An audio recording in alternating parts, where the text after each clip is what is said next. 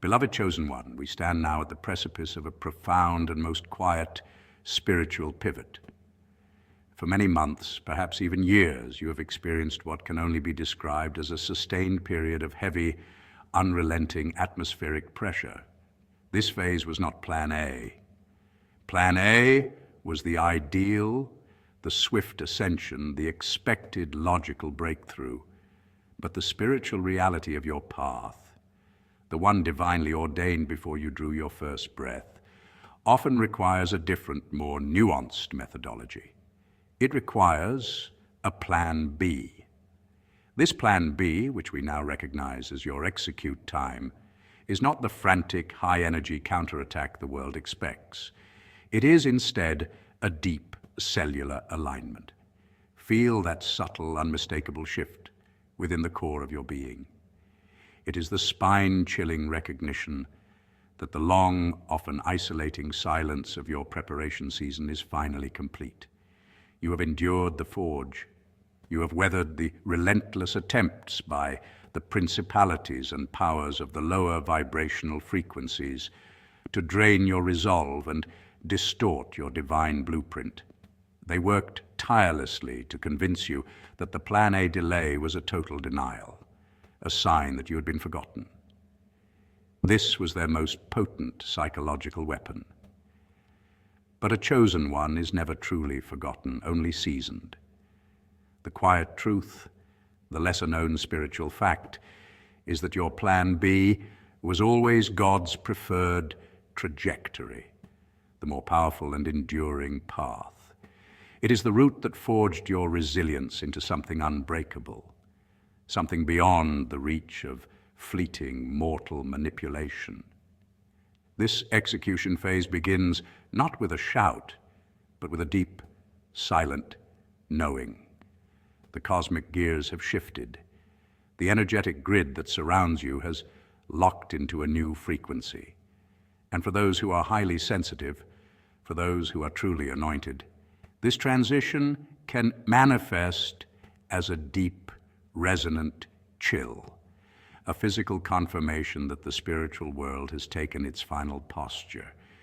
You may feel a sense of profound, inexplicable calm, a lightness where there was once existential heaviness.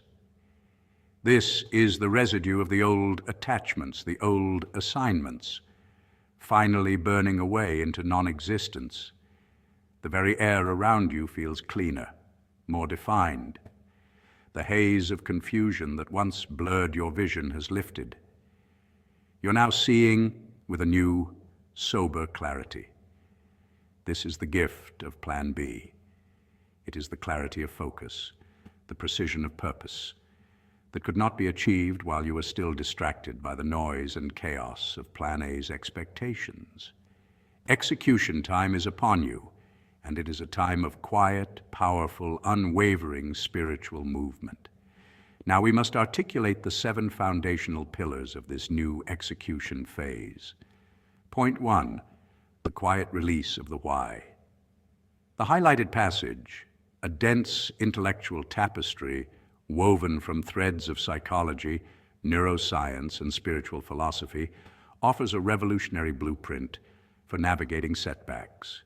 It posits that the true moment of recovery, the successful launch of Plan B, is not an external logistical affair, but an internal, immediate cognitive and emotional surgery.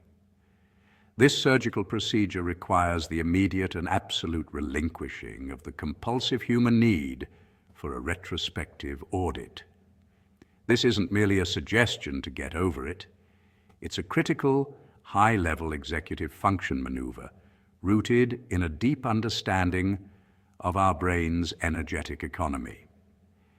Factually, the prefrontal cortex, PFC, the seat of our executive function, rational thought, and decision-making, is an energy behemoth. Although it constitutes only about 2% of our body weight, the entire brain, when active, can consume up to 20% of the body's total resting metabolic rate. Abstract, non-productive thought, such as endlessly dissecting an event that is now inalterable, forces the PFC into a state of intense, inefficient resource drain. Imagine a supercomputer running a useless diagnostic loop. By immediately halting the "why did this happen" analysis, we achieve an instantaneous, massive cognitive bandwidth dividend. We are not just saving time, we are performing an emergency power redirection, channeling the brain's substantial energy reserves away from the immutable past and directly into the malleable future. This decisive pivot is the most pragmatic act of energy management an individual can perform. The strategic transition from the debilitating question, "Why me?" to the declarative statement, "I am," forms the spiritual and psychological core of this strategy, transforming the individual from a passive victim into an active agent. Why me is a question of ego. It demands cosmic fairness and explanation for external, often uncontrollable variables, a pursuit the ancient Greek Stoics identified as a source of inevitable suffering. By contrast, the proclamation, "I am," is a declaration of present moment beingness, an anchor in the self's fundamental existence and capability, independent of the swirling chaos of external outcomes. This is a foundational principle of Stoicism's dichotomy of control, recognizing that the only thing truly within one's power is their judgment and intentional action.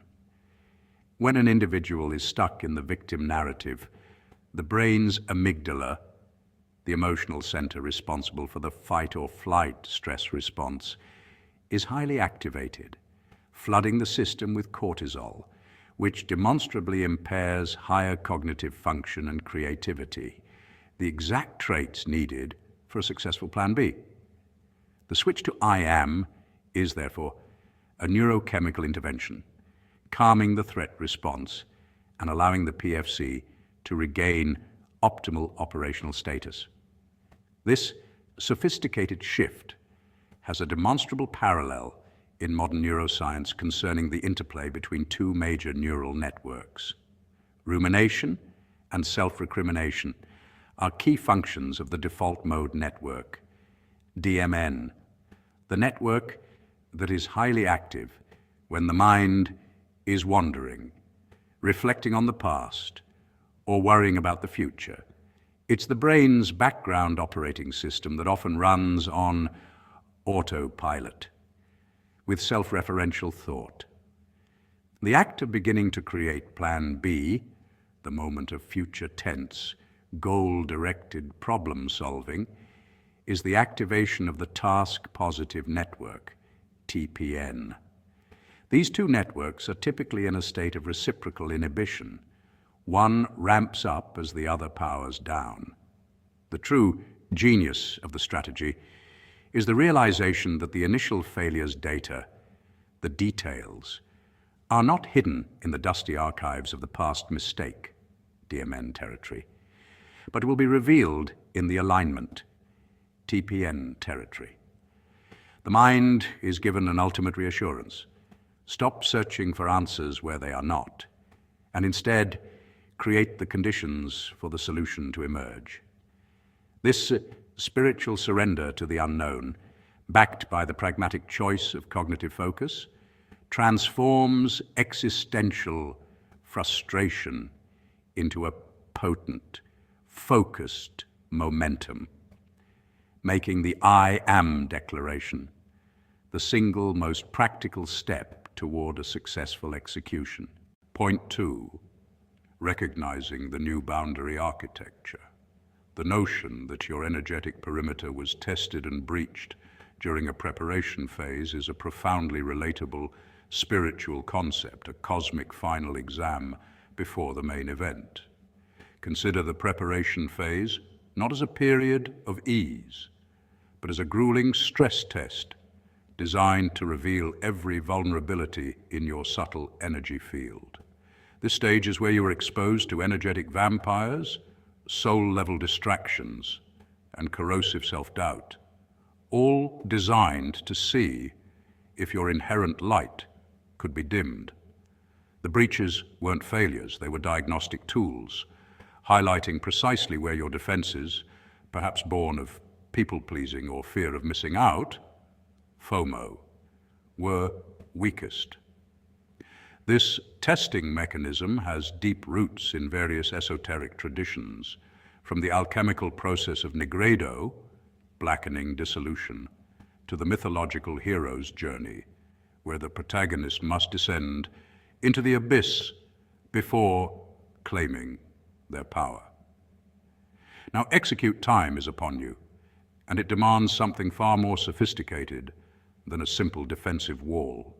It requires the immediate, unyielding enforcement of a new sacred boundary.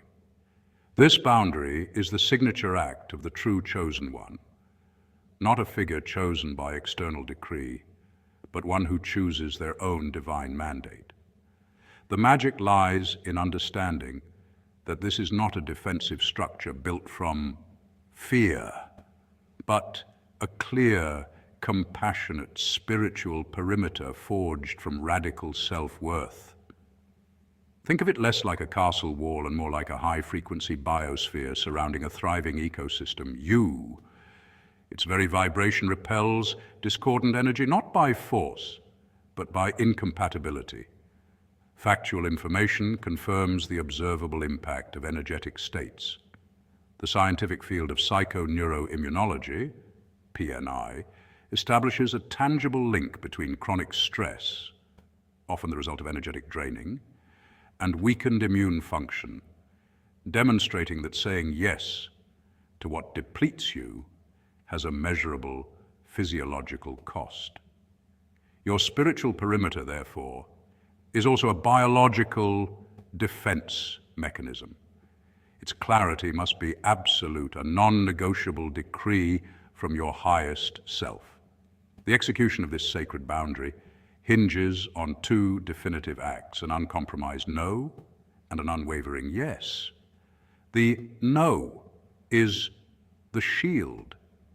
It is the surgical precision with which you cut away all that drains your vital force, the tedious obligations, the low-vibration friendships, the endless social media scroll, and perhaps most critically, the internal voice of the inner critic. This is not selfish, it is self-preservation on behalf of your mission. The ancient Stoics understood this, focusing their energy solely on what was within their power, prohairesis. By saying no to the draining, you instantly conserve and redirect an incredible reservoir of psychic energy. Simultaneously, the yes is the sword.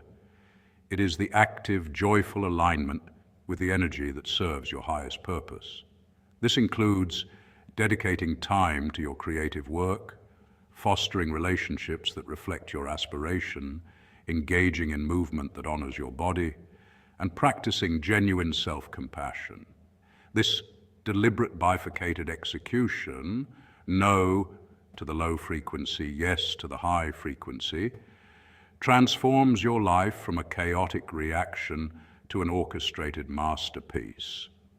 The chosen one executes by becoming a master curator of their own vibrational reality, recognizing that the greatest spiritual enforcement is simply living as the pure, uncompromised channel for the light you were prepared to bring forth. Point 3, the power of subtraction as action. The modern world, a veritable cathedral of accumulation, has subtly conditioned us to equate progress with addition and success with acquisition. We are taught that the path to our goals, our plan A, is paved with more effort, more resources, more meetings, and more information. Yet, the profound truth woven into ancient spiritual and philosophical traditions and even echoed in the efficiency of modern systems reveals a counterintuitive but potent secret. True execution is unlocked not by accumulation, but by subtraction. This principle is the heart of Plan B, a radical, deliberately chosen path of release that paradoxically accelerates you toward your destiny. Imagine your life as a crowded attic. You desperately need to find the one brilliant, essential tool hidden within, but you spend all your time tripping over broken furniture and useless boxes. The act of subtraction is the meticulous, deliberate removal of those non-essentials from every domain of your existence, creating a pure, resonant space for your true purpose to manifest. The first, most tangible frontier of this process is your physical space. Every object you own, according to the principles of cognitive load, demands a fraction of your attention and energy, acting as a minor cognitive tax. Factual research in environmental psychology supports this, showing that cluttered environments increase the stress hormone cortisol and impair the brain's ability to focus and process information. When you release items, a process far deeper than simple tidying, you are not just cleaning a room, you are severing tiny, energetic anchors. This deliberate act of giving away or discarding a non-essential possession creates an immediate, palpable feeling of lightness. This feeling is the first vacuum created, a signal to your subconscious that you are serious about prioritization. Similarly, consider your media intake. In a digital age where the average person is bombarded with the equivalent of 174 newspapers worth of information daily, the mind is constantly in a state of hypervigilance, drowning out the faint, crucial inner voice of intuition. Subtraction here means actively curating your information diet, unsubscribing from newsletters, muting social media noise, and dedicating blocks of time to absolute silence. This information fast is a form of cognitive reset, clearing the neural pathways clogged by the constant stream of the trivial. But the most potent and challenging field of operation lies in the internal dialogue.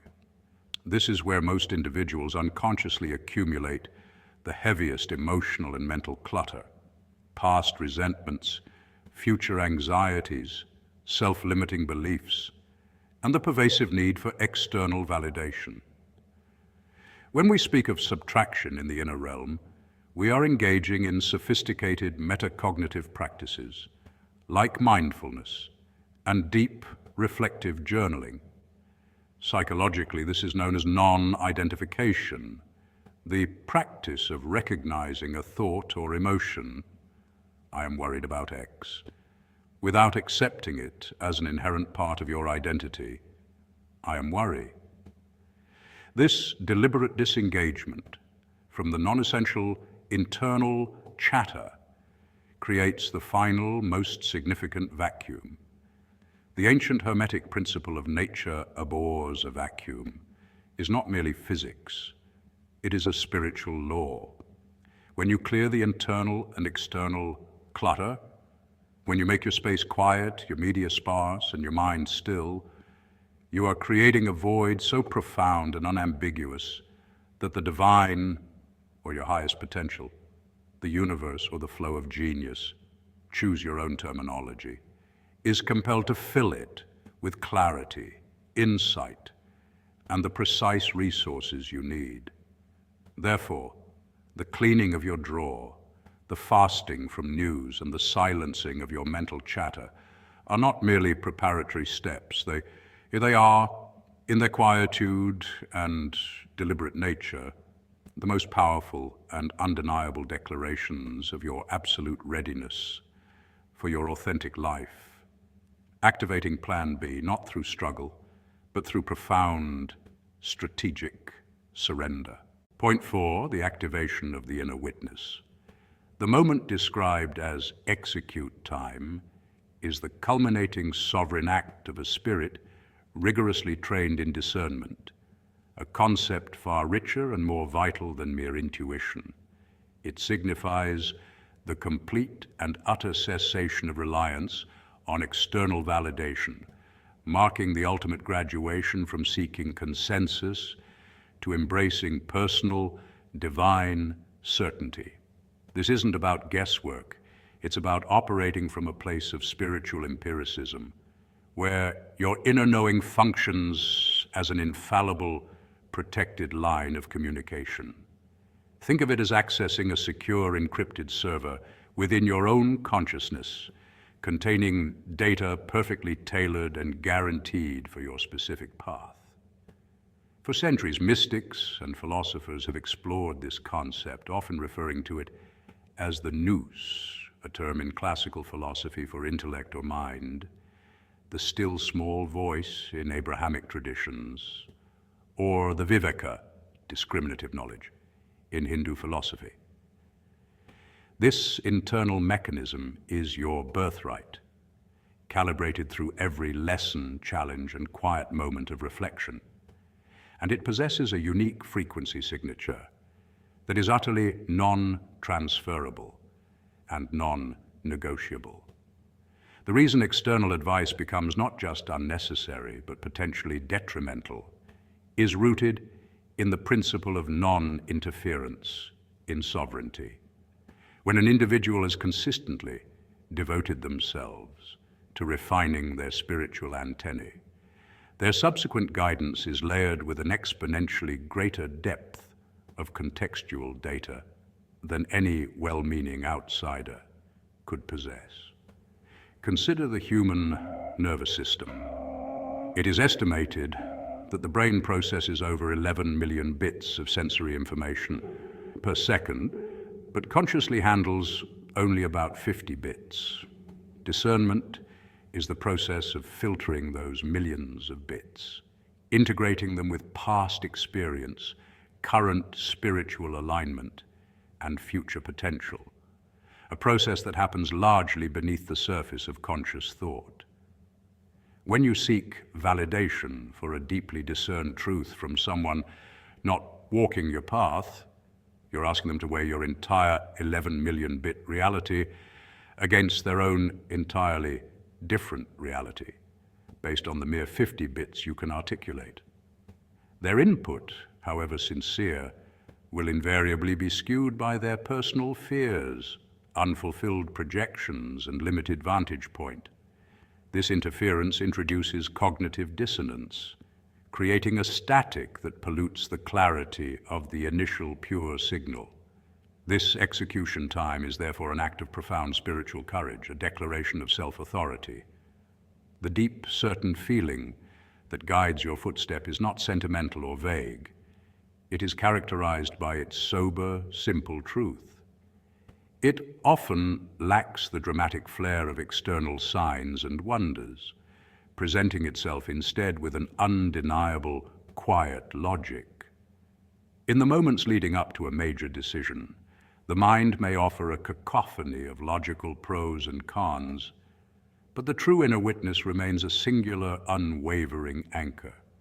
Historically, figures who executed world-changing decisions, from scientific breakthroughs to grand social movements, were often characterized by this unshakable self-trust in the face of widespread skepticism. They understood that the most revolutionary paths are necessarily lonely at the point of inception. To trust this inner truth is to honor the unique contract you have with your own destiny. Your ability to execute hinges entirely on recognizing the simple yet radical fact that your own intuition is the most sophisticated and protected counsel you will ever receive. Embrace the silence of external opinions and step forward into the certainty of your own divinely guided path. Point 5, the redefinition of movement. Step away from the frantic modern obsession with velocity and plunge into the profound, counterintuitive wisdom of Plan B. That movement is not speed, it is direction. This concept serves as a powerful antidote to the burnout inherent in the always on, always rushing culture, proposing that true execution is not about a spectacular sprint, but a slow, deliberate, and aligned action that honors your calling. To truly grasp this, we must understand the mechanics of directional momentum, a principle rooted in both physics and psychological focus. Consider the distinction between a satellite launched at breakneck speed but off course, destined to burn up in the atmosphere, and the Voyager 1 space probe. Launched in 1977, Voyager is not defined by its initial speed, but by its precise directional trajectory. Its deliberate, gravity-assisted slingshot maneuvers, slow, calculated actions, have allowed it to become the most distant human-made object, traveling over 24 Ytext billion kilometers away and continuing to communicate with Earth. Its success is a testament to sustained, directionally focused execution over raw, fleeting velocity. This quiet, directional movement finds its spiritual and practical parallel in the phrase, "A whisper carries further than a shout in the spirit realm." The spirit realm here is a metaphor for the deep, internal space of genuine intention, creative flow, and subconscious manifestation. A shout is external, reactive, and often misaligned. It's the frantic, loud work we do to appear busy. A whisper, however, is internal, focused, and high frequency. It represents the deliberate action taken from a place of clarity and conviction, like an archer focusing on the target's center before releasing the arrow. In the realm of psychology, this aligns with the concept of flow state, a term coined by Mihaly Csikszentmihalyi, where a person is fully immersed in an activity with energized focus. Flow is not fast, it is efficient. In this state, an hour of deep work achieves exponentially more than a day of distracted effort. This quiet focus is why masters of any craft, a concert pianist, a seasoned surgeon, or a groundbreaking physicist, do not appear rushed. Their movements are rhythmic, precise, and highly economic. Therefore, Plan B boldly asserts, this is not a sprint toward the finish line, but a measured rhythmic walk towards destiny. The sprint is fueled by adrenaline and external validation. The rhythmic walk is sustained by intrinsic motivation and deep purpose. The rhythmic walk is synonymous with compound interest in finance. Compound interest, or the rule of 72, illustrates that small, consistent, and directed deposits, actions, over a long period generate enormous, often unexpected wealth. Results. A 1% improvement every day means you are 37 times better at the end of a year, 1.01, Naprox 37.78. This mathematical certainty directly validates the final captivating truth. Every step taken in quiet confidence is 1,000 steps taken in haste. The steps of haste are often retraced, corrected, or simply lead to the wrong destination. They are low leverage. The steps of quiet confidence, aligned with your inherent calling, build upon each other like a perfectly constructed spiral staircase, ensuring that with every measured pace, you are not merely moving but accelerating toward your intended destination on the most efficient possible path. This is the profound power of directional movement. Point 6, the lesser-known spiritual fact of time compression. Once you commit to Plan B, the spiritual laws governing time begin to compress, not in a mystical fairy dust sense, but in a deeply psychological, metaphysical, and even neurological way that ancient wisdom traditions have been teaching for centuries. Plan B is often misunderstood as a fallback option, a consolation prize, or the path we take when life fails to deliver what we originally imagined. But in the context of spiritual and psychological growth, Plan B is not a downgrade. It is a profound act of alignment, with reality as it currently is. It is the moment when you stop wrestling with what should have been and begin working with what is. And that shift alone has the power to alter your perception of time itself. The moment you let go of the rigid attachment to plan A, you release the psychological resistance that creates internal drag. Psychologists call this resistance cognitive dissonance, the painful gap between what you want and what is actually happening. When you cling to plan A long after it has lost its vitality, you operate like a computer running two conflicting programs at once. One program insists on salvaging the old vision, while the other tries to adjust to new circumstances. This division of energy creates cognitive friction. Your attention gets split, your emotional bandwidth gets drained, and your motivation becomes sluggish. Time feels painfully slow because the mind is locked in a cycle of comparison and regret, replaying old expectations instead of investing fully in the present moment. But the moment you authentically commit to plan B, something remarkable happens. Behavioral science calls it goal congruence, the alignment of your internal systems toward a single unified intention. Suddenly your thoughts, emotions, and actions begin moving in the same direction. You are no longer trying to force an outdated outcome. You are using the full capacity of your attention to engage with the path in front of you.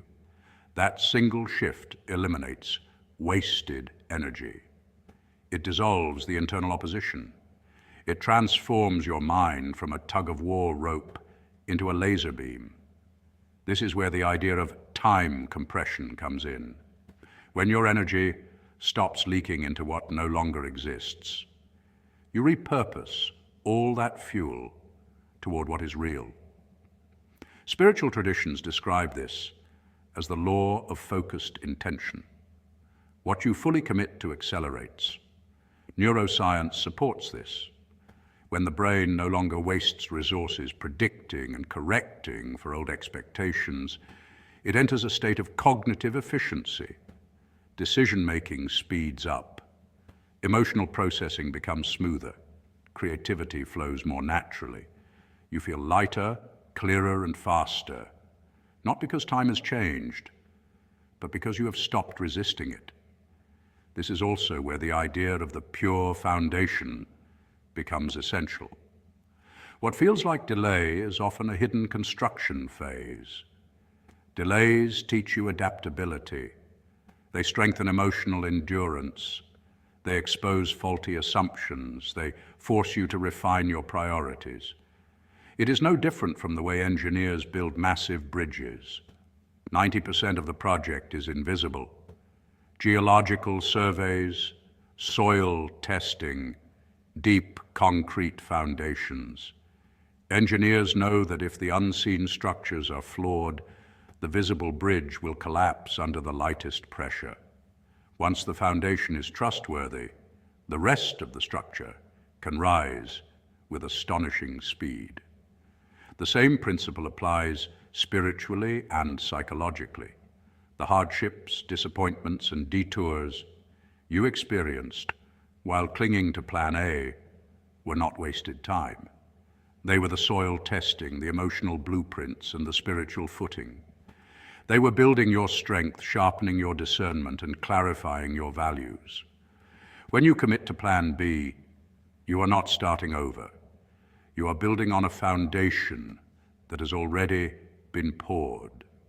This is why progress suddenly becomes rapid. You have already learned what does not work. You have already endured the training. You have already developed the resilience, self-awareness, and emotional intelligence that allow you to move quickly and confidently now. What once took months now takes weeks. What once took weeks now takes days. It feels like spiritual acceleration because it is psychological efficiency. It feels like divine timing because it is internal alignment. And it feels like time itself is folding because you have finally stopped fighting the moment you are meant to master. Point 7. The execution of gratitude.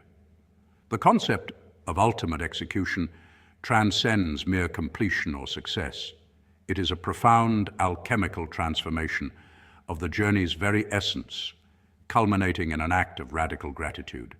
This isn't the fleeting, polite thank you one might offer for a gift, but a deep, unshakable spiritual certainty, a bedrock philosophical acceptance that every seemingly discordant note in your personal symphony was, in fact, an indispensable part of the final masterful composition. To achieve this level of execution is to recognize your life not as a series of random events, but as a meticulously tailored curriculum designed by a cosmic intelligence, or perhaps your own higher self, to perfectly position you for the present moment of triumph, realization, or profound peace. It is the moment you stop asking, why me, in frustration, and start declaring, because me, with empowered, grateful conviction. This radical gratitude is profoundly informed by psychological and spiritual concepts that underscore the necessity of resistance for growth. Think of the myth of Sisyphus, not as a punishment, but as a continuous, strength-training exercise for the soul. Factual information from the field of positive psychology supports this. The concept of post-traumatic growth, PTG, highlights how individuals who experience significant trauma or challenge often report higher levels of personal strength, richer relationships, a greater appreciation for life, and a deeper spiritual engagement than they had before the challenge. This is the scientific, earthly parallel to the spiritual truth of radical gratitude. The challenge, the setback, the betrayal, the crushing defeat wasn't a detour. It was the crucible that forged the necessary mental, emotional, and spiritual resilience. It was the resistance band that allowed your strength to develop beyond its initial capacity. The betrayal taught you discernment and self-reliance. The setback forced a pivot that led to an even greater, unforeseen opportunity. What makes this gratitude the ultimate execution is its function as a vibrational key. In the ancient Hermetic and modern quantum philosophies, it is understood that everything is energy, vibrating at a specific frequency. When we are caught in the loop of victimhood, resentment, or if only, our energetic signature, our vibration is low, dissonant, and repellent to the very blessings we seek. Radical gratitude, however, is a high-frequency state. It is an act of pure, unconditional acceptance and love for what is and what has been. By genuinely thanking the universe for the wound, you heal it, and in doing so, you instantly raise your vibrational frequency to the level of abundance and alignment. This is not magical thinking, it's energetic congruence. It's the spiritual principle of as within, so without, manifesting at the most profound level. The unique and captivating aspect of this philosophy lies in its reframing of suffering. It essentially defangs the past. By declaring that every negative event perfectly served your highest purpose, you strip that event of its power to cause present pain. It becomes not a wound, but a badge of honor, a prerequisite for the current strength you wield. This liberation from past grievance is the final blessing. The ultimate execution isn't about receiving a material reward.